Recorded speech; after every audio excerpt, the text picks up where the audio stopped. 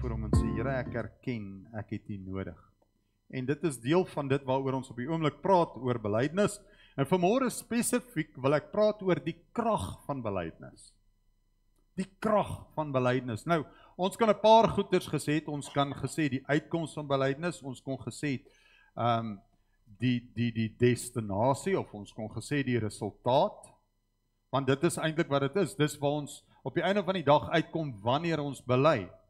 Maar ek dink wat belangrik is wanneer ons praat oor die krag van belydenis, dat jy kan agterkom, daar is iets wat hieruit voortvloei, wat 'n effek het. Gaan dit weer sê. Daar's iets wat uit belydenis uitvloei, wat 'n effek het. Nou, ek het vir hulle gevra om 'n skrifvers gou daar op die bord te sit, wat nie by die preek was nie, wat seker die beste voorbeeld is, en die beste vir my is, as ek dit gelees het, dan kan ons eintlik huis toe gaan, want dit sê alles. En julle sal nou verstaan, hoekom ek sê, dit sê alles.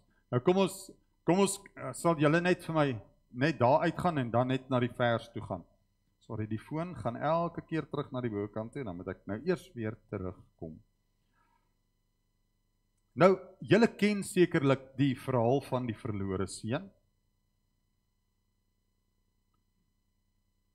Nou, as julle weet, voor die verlore seun se verhaal, vertel Jesus, dan sê hy vir hulle, kom ek verduidelik julle hoe is die koninkryk van God. Nou begin hy met twee ander verhale. Die een is van die verlore penning, die vrou wat haar geld verloor het. Soos ek vir my selfoon gesoek het laasweek na diens. En iemand anders te hom geannexeer het, want hulle het gevoel, hulle het hom meer nodig as ek. Moet sy soek vir hierdie penning? Nou, ek weet nie, as ek nou, vir haar was hierdie penning baie werd. Nou, ek wil net hoor, wie se selfoon is vir jou niks werd nie. Hallo? So, almal se selfoon het eintlik waarde, want jou lewe is omtrent op hierdie ding. Nou vertel Jesus hierdie verhaal om te verduidelik dat hierdie vrou, hierdie penning was vir haar so waardevol, dit het vir haar 'n groot, dit se gemors as dit weg is. En sy het alles omgekeer en mense genooi en gevra, asseblief kom help my soek vir hierdie penning. Right. Die ander verhaal is, toe hy vertel van die herder wat 'n skaap verloor het, en dat hy alles in sy vermoë gedoen het, dat hy hierdie klomp gelos het, om daai een skaap te gaan soek. Nou kom Jesus, en hy vertel die verhaal van die verlore seun. So, as ons die pakket by mekaar sit, dan moet ons verstaan, dat vir God is daar 'n plek waar ek en jy verlore raak, en hy wil jou en my hê, en hy wil jou en my terug hê. Hallo? En hy sal uit sy pad uitgaan, en hy sal sy beste doen, om by jou uit te kom, sodat hy jou kan red. Nou as God, wat die hemel en die aarde geskep het, sy seun stuur om my te red, dink julle nie dit is 'n hoë prioriteit vir God?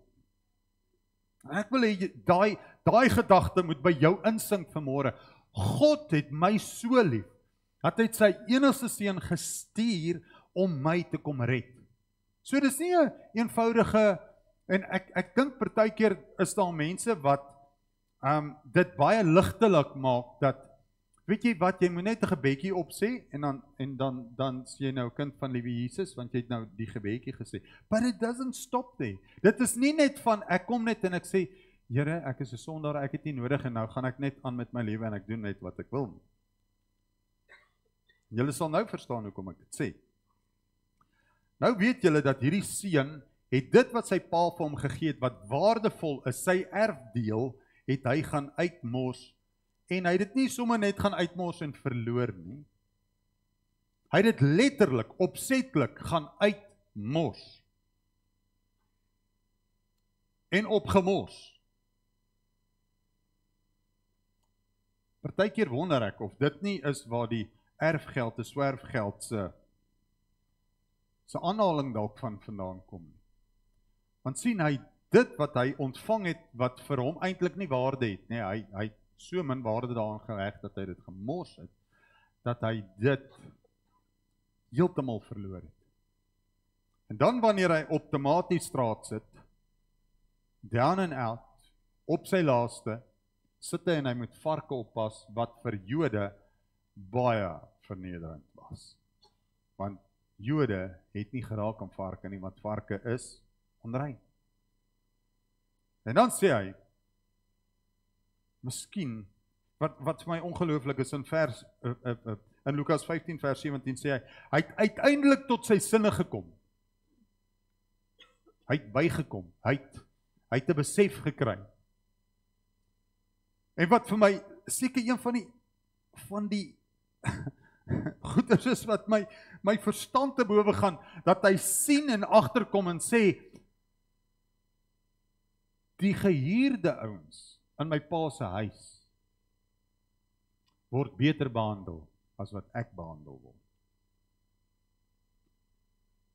En wanneer hy daai besef kry, dan sê hy, ek is bereid om na my pa se huis toe terug te gaan, om nie sy seun te wees nie, maar om net vir hom te gaan werk, dat ek ten minste net 'n bord kos het. Hallo? As God jou red, of as jy weg is van die Here, het jy so besef en so 'n roep na hom, dat jy sê, Here, ek sal die minste vat, maar ek wil net terug in u huis wees.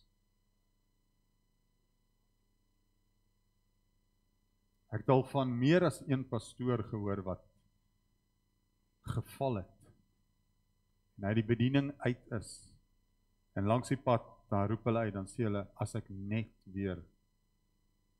nie weer 'n pastoor kan wees nie, ek wil net die Here kan dien. Ek wil net terug wees by my pa. Maar nou wil ek hê jy moet die volgende sien. Hy het nie net gedink daaraan nie. Hy het nie net gedroom daarvan nie. Hy het 'n ding gedoen. Wat het hy gedoen? Hy het opgestaan. En hy het gegaan. Hy het tot aksie oorgegaan. So, om net in jou hart te besluit te neem, tel nou nie vir baie nie. Ja, maar ek het bedoel om te. Wat het jy vir jou kinders gesê? As hulle gesê het, maar pa, ek het bedoel om, maar dan het hy dit nie gedoen nie. Gelukkig, julle is oulike ouers, julle het net, ag my kind, jy is so oulik, ek verstaan jou bedoeling. Jy praat nogal met jou kind, redelike regheid, en jy verduidelik vir hom, maar het ons nie hieroor gepraat nie. En nou is die wonderlike ding, hy staan toe op, dan gaan hy terug na sy pa toe. En dan begin dit met die volgende. Daarop, in vers 20, het hy teruggegaan na sy pa toe. En toe hy nog ver was, het sy pa hom gesien aankom. Dit beteken, papi het gewag. Papi het uitgekyk vir hom. Kyk maar uit vir my, ek kom daar. Ok, dis nie dieselfde ding nie, maar die feit van die saak is, sy pa het vir hom uitgekyk vir hom. Papas, mamas, ken julle hierdie ene? As jou kind besluit om te gaan, maak nie saak of hy gegaan het omdat hy getroud is, en of hy gegaan het omdat hy kwaad is vir jou nie. Hierdie ding los jy nie. Jy kyk elke 5 minute, dalk het hulle boodskap gestuur. Hallo? Jy kan nie wag dat jou kind moet terugkom na jou toe nie. Die vader kan nie wag dat ek en jy moet terugkom nie. Hy kan nie wag om van jou en my te hoor nie. Dit maak my baie opgewonde om te dink, die vader wag vir my. Hy sit nie daar en dink, wel as jy terugkom, my maat, ek weet wat het ek vir jou beplan. The full wrath of God will come down on you. Dis nie hoe God dink nie. God se hart staan oop en hy wag. Kom na my toe. Dis hoekom hy sê, kom na my toe, almal wat moeg en oorlaai is, en ek sal julle rus gee. Dis sy hart. Dis wat hy wil doen. En dan sê hy het hom gesien aankom, en oorweldig met liefde en deernis, het hy na sy seun toe gehardloop en hom omhels. Nou dink ek gou net by myself, hoe ruik jy as jy na varke gekyk het? Hallo? Die sonde sit nog aan hom. Ek wonder, ek dink die drankreuk het dalk nog steeds aan hom gesit, want hy het geld gehad vir niks nie. So dit wat hy aangehaat het, het hy aangehaat.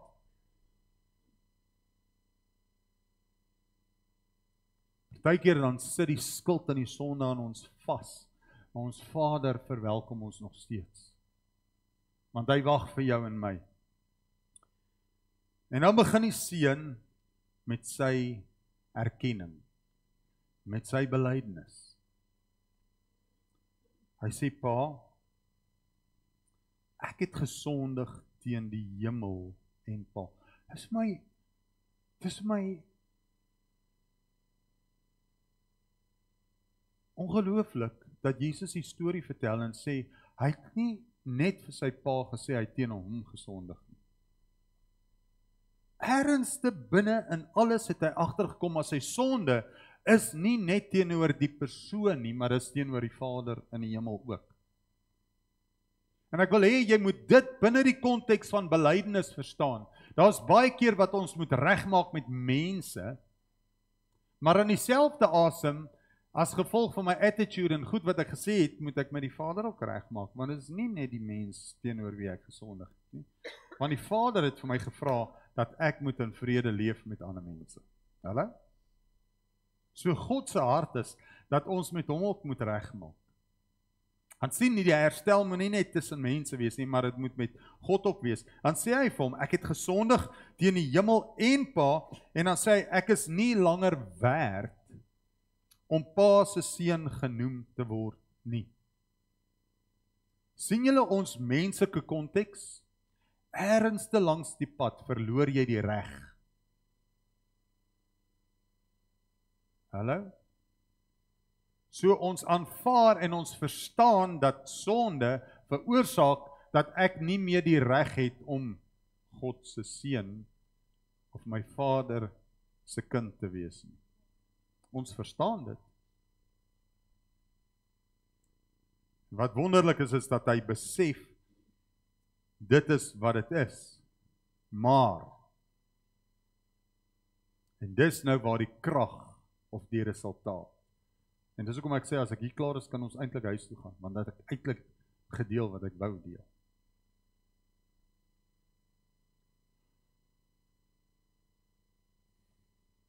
Krag van dit is dat sy pa vir hierdie klomp bediendes sê, ouens, gaan haal vir hom 'n goue ring. Onthou, die ring wat hulle gedra het in hulle tyd was nie net sommer maar net 'n ring nie. En help my as ek verkeerd is. Die ring was 'n kenteken van die familie en van die gesag wat hy dra. So mense het erken aan die ring, hy is die seun van die pa. Interessant genoeg, het julle geweet in die Bybel, dan praat hulle van Simon Bar Jona. Die bar beteken seun van Jona. Jy was altyd gekoppel aan jou pa. So as jou pa gemors was, dan jy kind of daai naam saam met jou gedra. Dit was die lekker. Maar die lekker van dit was, wanneer jou pa gesien was jy ook gesien. En dit is wat hierdie ring beteken het. So die krag van hierdie vergifnis van sy pa spreek van, dat hy hom sy autoriteit teruggee. Hy sê vir hom daarmee, jy is en bly my kind. Jy kan nie my dienaar wees nie. Julle geweet dat die woord sê, ek noem julle nie meer diensknegte nie, maar ek noem julle kinders.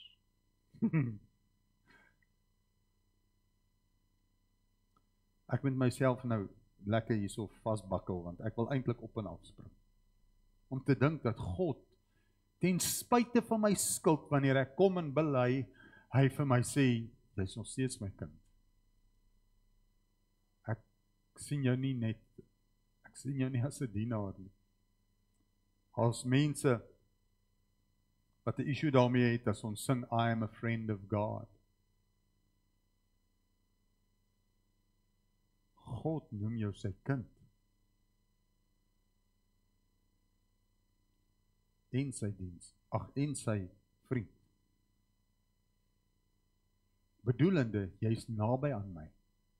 Jy's bereid om met jou vriend en jou pa goeders te deel wat jy met minder ander mense deel. Nou wanneer jy tiener is, weet ek nie, dan is jy nie so lekker bereid om met jou pa goed te deel nie, hallo? Maar is dit nie wonderlik dat wanneer jy groot word en jy 'n groot mens word, hoe jy bereid is om met jou pa goed te deel en te praat wat jy nooit gedoen het nie? Dit is ongelooflik. Dan sê hy vir hom 'n ring, dan moet hy sandale vir sy voete bring. Nou, sandale is my interessant dat deel van die wapenrusting is dat hulle moes die bereidheid, hy praat van die bereidheid, die voorbereidheid, om voorbereid te wees om die evangelie te verkondig, né? Dat dit deel daarvan is. Nou, ek wil nie onnodige goeders trek nie, maar hy beklee hom, hy sê vir hom, gee vir hom skoene vir sy voete. Dat hy kan loop, dat hy kan doen wat hy moet doen. En ek wil net sê die regte skoene vir die regte job. Het is moeilik om jou werk te doen sonder die regte skoene, né? Vra vir die manne op die myn. As jy met 'n paar vellies gaan werk en 'n yster val op jou voet. Maar die regte skoene vir sy voete. En dan sê hy, en slag die vetgemaakte kalf. Ons moet fees vier. Ek weet nie of ek dit mis nie, pastoor, maar volgens my het hy vir hom gesê, hy moet vir hom 'n kleed bring. Ek sien nou in hierdie vertaling nie die kleed nie. Sorry? Lees, ek kom nou mis hierso. Bring vir hom die mooiste mantel in sy huis, trek het vir hom aan, en 'n ring. Weet julle wat, dan ons sê dieselfde vertaling opgesit nie. So, hy bekleed hom, sodat sy autoriteit kan in sy Vader lê, nie binne in homself nie. En hy herstel hom geheel en al, en daarna, dan laat sy pa die vetgemaakte kalf slag, en hy sê, kom, ons gaan nou 'n partytjie hou. Kom, ons gaan nou fees vier. Hoekom? Want my seun was dood, nou sy lewend. Hy was verlore en hy's nou gevind. Hy wil vir jou sê, God wil jou herstel en die krag van sy herstel is nie net dat jy net moet bely en ek weet nie wat sê Afrikaanse woord vir grovel nie. Die Engels klink net vir my, julle ken daai, as jy nie weet wat om te sê nie. Jy sien, dit is wat ons bring op 'n plek waar ons vir die Vader sê, Vader, ek is verkeerd, ek het gesondig. Nou kom ons kyk vinnig na 'n paar goed. Ek wil vir julle 'n stelling lees. Vir Christene is belydenis nie bloot 'n erkenning van skuld nie. OK, ek is verkeerd nie. Want jy kry mos ouens, OK, ek is verkeerd. So what? Dis nie wat God wil hê nie. God wil dit hê wat hierdie seun gedoen het. Pa, ek het gesondig, ek is verkeerd. Ek is nie bereid, ek is nie waardig om die kind genoem te word nie. Hy sê, die skrywer sê hierso, dit is 'n daad van gehoorsaamheid. Hoekom? Want God vra dit van jou en van my, né? Hy sê, die pad is 'n pad na genesing, as ook 'n manier om God se vergifnis en barmhartigheid te ontvang. In die skrif vind ons dat belydenis 'n deurslaggewende rol speel in ons geestelike groei. God wil hê jy moet groei. God wil hê ek en jy moet vorentoe gaan. Hy wil nie ons moet terugstaan nie, want sien, dis 'n intieme daad. As jy voor 'n gewone, sommer net voor 'n ou staan, dan kan jy sê ek is jammer, nê. Maar dit is 'n ander storie wanneer jy en jou vrou vasgesit het en jy het iets gedoen wat jy nie moes doen nie en jy moet vir haar sê jammer. Hallo? That's very close to home. Dis 'n baie intieme daad wanneer 'n kind vir sy pa moet sê, pa, ek is verkeerd. En dis 'n baie moeilike ding. Maar die resultaat daarvan is ongelooflik. Jy sien, daai intieme daad lê my bloot. Die skokkendste ding van Genesis is, nadat Adam en Eva gesondig het. En asseblief korrigeer my as ek verkeerd is. Kruip hulle weg vir God. Dan moet God vra, Adam, waar is jy? Dan sê hy, ons kruip weg. Dan sê hy, hoekom kruip julle weg? Nee, want dit. Help my gou-gou. Lees ek verkeerd, of het ek nog glad nie vir een oomblik gesien, dat Adam of Eva vir God gesê het, Here, ons is jammer, ons het verkeerd gemaak.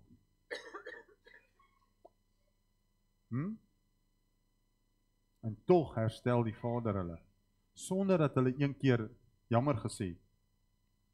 So belydenis bring definitief vergifnis, dit het ons, want die Bybel sê vir ons in 1 Johannes 1 vers 9, as ons sonde bely,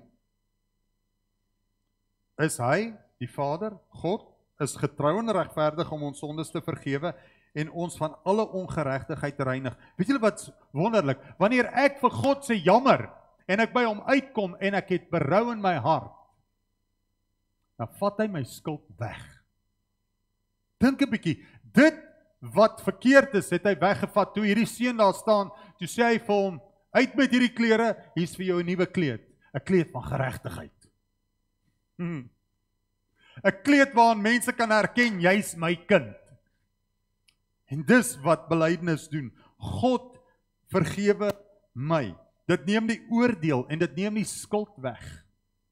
Want sien, tegnies gesproke, moes hierdie seun nou maar eintlik die vrugte van sy verkeerde arbeid geniet het. En die Vader neem dit weg en hy herstel hom, dat hy weer kan beleef wat die Vader wil hê hy moet beweeg. Spreuke 28 vers 13 sê, wie sy sondes wegsteek, het nie voorspoed nie. Hoor dit? Wie sy sonde wegsteek, het nie voorspoed nie. Maar hy wat dit bely en aflê, vind barmhartigheid. Het ek kom verander daarso. En verloon. Verloon beteken jy sit dit een kant, jy laat dit gaan, jy let dit af. Belydenis lei tot genesing. Sien, Jakobus 5 vers 16 sê, bely dan julle sondes aan mekaar en bid vir mekaar sodat julle genees kan word. Nou onthou nou, ons het nou gepraat oor die vergifnis wat God my gee, omdat ek met hom praat en vir hom sê, Here, ek is verkeerd, maar daar's kere wat ons teenoor mekaar moet bely, ek is verkeerd.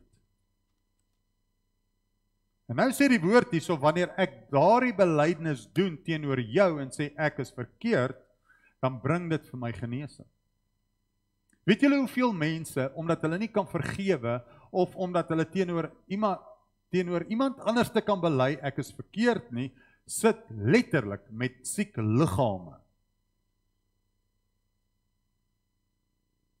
En hoeveel mense hoor ons van dat wanneer hulle dit doen, wanneer hulle sê ek is jammer, wanneer hulle laat gaan en vry raak van hierdie skuldgevoel en hierdie skuld wat hulle het, ervaar letterlik genesing van kankers. Is nie met almal so nie, maar party mense is in daai situasie, nie as gevolg van eksterne faktore nie, maar as gevolg van 'n interne stryd hier binne in sy binneste. Jy sien, sonde, wanneer dit nie bely word nie, kan in ons harte vererger. Dit dra rente. En dit lei tot geestelike en emosionele dood.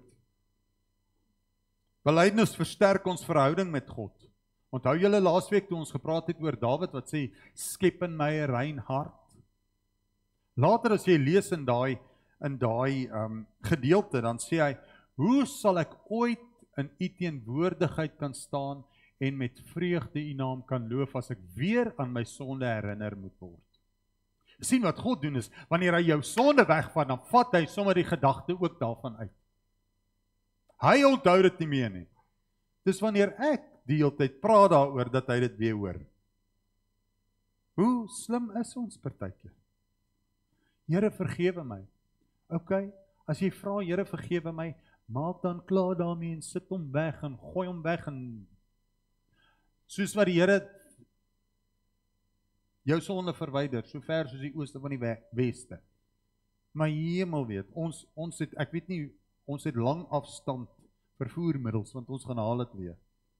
Die Here het dit weggevat, maar ek herinner myself, en Dawid het dit besef, en onthou julle wat het ek gesê, Dawid het gesien wat het sonde gedoen aan Saul, en Saul wat nie herken nie, en by die Here terugkom nie, maar op ander maniere probeer om sy skuld te verdoesel, en Dawid wou nie dieselfde pad loop nie. So Dawid het sy les geleer, en hy het vir die Here gevra om te vergewe. In Psalm 32 vers 5 skryf Dawid, hy sê, ek het my sonde aan julle erken, en my ongeregtigheid nie bedek nie. Hy sê, ek het gesê, ek sal my oortredinge aan die Here bely, dan sê hy, en u het die skuld van my sonde vergewe. Ou Testament. Voordat Christus gekom het, verstaan Dawid die konsep van God se genade en God se vergifnis en van belydenis om voor die Here te kom en te erken, Here, ek het u nodig. Die volgende ding wat belydenis doen is, dit verbreek die mag van sonde. Onthou nou, wat het ons in Psalm 28 vers 13 nou gelees? Wie sy sonde verberg het nie voorspoed nie, maar hy wat dit bely en verloon of aflê, vind barmhartigheid. Jy sien, dit verbreek daai mag wat sonde op jou gehad het, dit vat dit weg. As jy nie meer wil hê, sonde moet jou ry nie, bely dit. Ons lag onsself. Ons lag lekker as ons hierdie ouens sien wat in hulle hokkie gaan sit en dan sê hulle, Father, I have sinned. En dan sê hierdie ou vir hom, okay, wat het jy gedoen? En dan moet hy nou al sy sonde aan hierdie oom vertel. En dan sê die ou, sy 3 Hail Marys en whatever hy nou vir hom sê, om boetedoening te doen. Ja, ons lag daaroor, maar die konsep daarvan was eintlik reg gewees. Bely jou sonde. Maar dit nie gesê, bely dit net teenoor 'n priester nie, bely dit teenoor God. En bely dit teenoor die persoon met wie jy verkeerd gedoen het. As jy dit nie kan doen nie, dan moet jy met die Here ook praat en sê, Here, ek kan dit nie doen nie, maar ek kom na u toe. En weet julle wat, so my een van die ongelooflikste goeders, dat die Here, wanneer jy teenoor hom bely, jy het met iemand 'n probleem of 'n ding, dat die Here jou 'n kans gee, wanneer hy in jou hart gewerk het, dat jy uiteindelik, in elk geval by die persoon uitkom, en weer kan regmaak. Dis, I cannot explain it, al wat ek weet is, God is God. God doen dinge anders as wat ek en jy dit kan doen. Mense wie jy gedink het, jy sal nie weer like nie, dan kom jy agter, dis ongelooflik wat die Here doen, want die Here doen iets in jou hart, dat jy self na die persoon toe wil gaan, en hom weer wil sien, al sê jy nie vir hom wat het gebeur nie, dat jy hom net wil goed doen. Onthou julle die reeks wat ons gedoen het, saam met Bruce Wilkinson, die ouens wat dit gesien het? Die Here herstel jou hart, so dat jy weer dit kan doen. Dan bring belydenis natuurlik redding, in Romeine 10 vers 9 tot 10 sien ons, as jy met jou mond sê of bely, Jesus is die Here. So sien julle, hierdie belydenis gaan nou daaroor dat ek moet erken dat Jesus is my redder, né? Hy sê hy is my Here. En as jy sê iemand is jou Here, dan beteken dit wat die Heer sê is dit wat jy doen. Dit is 'n baie eenvoudige konsep. So as ek sê Jesus is my Here, dan sê ek hy is nou in beheer van wat ek doen, en dit wat hy sê, dis wat ek nou wil doen. Dis hoe ek wil optree. Dan sê hy, en in jou hart glo dat God hom uit die dode opgewek het, sal jy gered word. Losgemaak word van jou ou lewe, losgemaak word, weer 'n keer die konsep van die verlore seun. Toe hy by sy vader kom en hy erken, ek het gesondig, toe herstel die Vader hom. Hy sê, want dit is met jou hart dat jy glo en geregverdig word, en hoor nou hierso, want baie mense sê, ek moet net glo, daar's 'n God. Maar hierso staan, en met jou mond bely, dat jy jou geloof bely, en, nou lees ek hier verkeerd, Want dit is met jou hart dat jy glo en geregverdig word, en dit is met jou mond dat jy jou geloof bely en gered word. Een van die beste dinge wat jy kan doen is, as jy die Here aanneem, is om vir ander mense te bly vertel, jy Jesus leer ken. Hallo? Want die oomblik as ek dit doen, nou maak ek 'n verklaring. En ek wil hê, dis die laaste ding wat ek wil hê, jy moet besef vanmôre.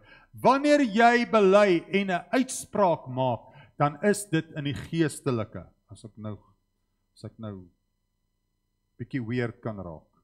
Wat eintlik nie weird is nie, want dit is die realiteit. Soos wat jy die realiteit sien wat ek en jy sien, sien ons met ons sintuiglike en ryk ons. Maar hier om ons is die geestelike realm waar die vyand en die duiwel en die engele van God stryd voer. En die woord vertel vir ons, dis 'n waarheid, dis 'n realiteit. En wanneer ek 'n belydenis maak en wanneer ek praat, dan hoor die vyand dit ook. As ek nie bely nie, en ek nie vergewe nie, en goed sê soos, ek sal hulle nooit kan vergewe nie, dis 'n gevaarlike plek om te wees. Want wat jy doen is, jy gee vir die duiwel die sleutel en jy sê vir hom, daar sê, jy kan maar regeer oor my, hoor. Maar die oomblik as ek kom en ek sê, Here, vergewe my, ek is verkeerd. Here, ek het U nodig. Vader, ek het gesondig teenoor die hemele en teenoor U. Dan sê God vir jou, right, nou kan ek jou vergewe. En nou kan jy in oorwinning leef. En die vyand sien dit en die vyand weet, ek het moeilikheid. En dit moet ek en jy verstaan. Ek en jy leef nie net dit wat ek en jy sien nie. Daar's goed wat om ons gebeur. En ons het partykeer ons eie effek op dit wat daar gebeur, as gevolg van ons belydenis. En ek wil hê jy moet dit verstaan vanmôre, wanneer ek praat oor bely, dan praat ek oor erkenning, ek is verkeerd, oor 'n erkenning, Here God, U is God, ek het U nodig, ek het U redding nodig, ek het U lewe nodig, ek het nodig dat U saam met my wandel, dis my erkenning, dis my belydenis. It's not the power of a positive confession. Power of a positive confession is, wanneer die mense in die wêreld net loop en sê, weet jy wat, ek is ryk, ek het 'n great car, ek het 'n groot besigheid. Verstaan, hulle maak net verklaringe oor goed wat hy wil hê, 'n name it, claim it, frame it ding. Mag ek dit nie sê nie? Van die kansel af. Nee, dis nie wat God wil hê nie. Wat vir my ongelooflik is, God se woord werk anderste. God se woord sê, kom na my toe en ek sal julle rus gee. God se woord sê, dat God kan dit vir jou gee in jou slaap, want dit is God wat ryk maak. Ja, jy het 'n aandeel daarin, dit is so. Maar om dit net te spreek, is nie dit wat God gee nie. As ons praat van belydenis, dan is dit 'n erkenning. God, dis U wat my lewe gee. God, dis U wat my laat leef.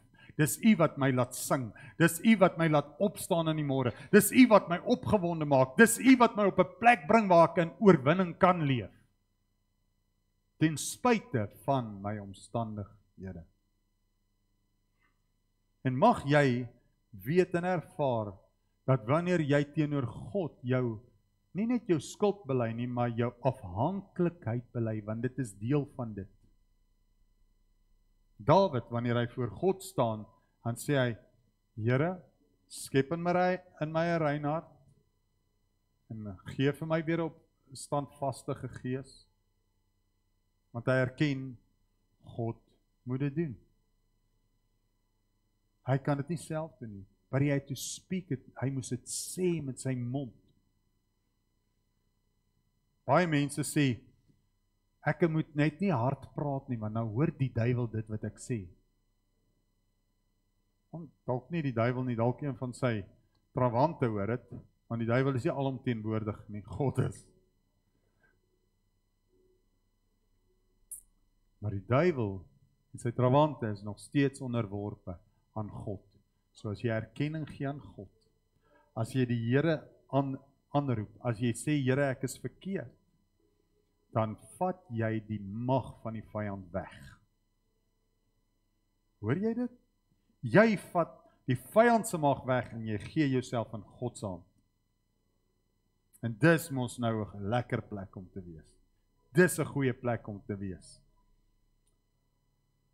En dan is belydenis eintlik nie meer 'n moeilike ding nie.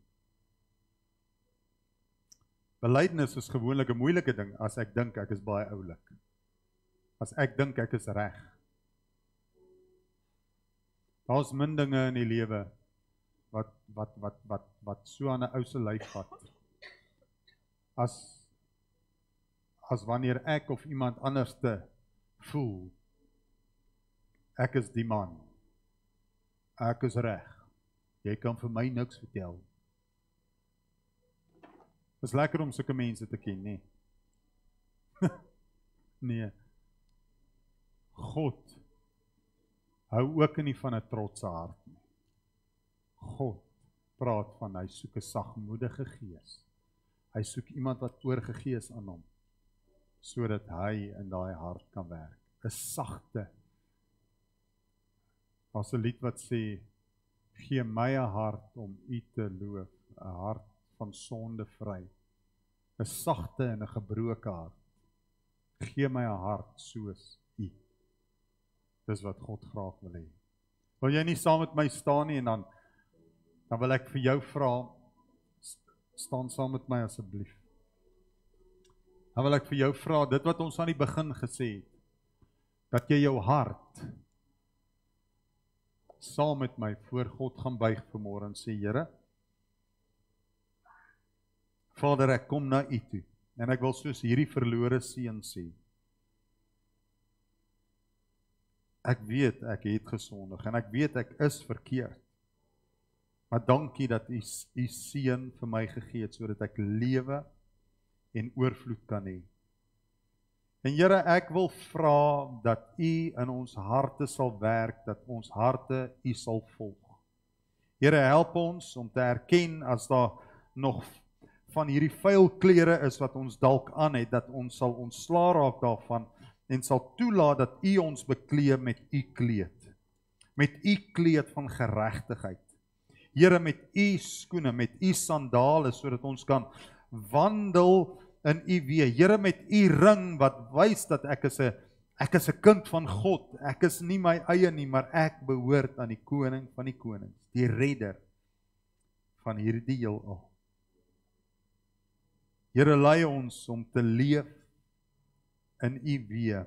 Lei ons sodat ons U kan volg en kan leef volgens hoe U wil hê ons moet leef. Here, ek bid vir genesing oor ons gemeente. Vader, dat ons sal vry wees van oordeel.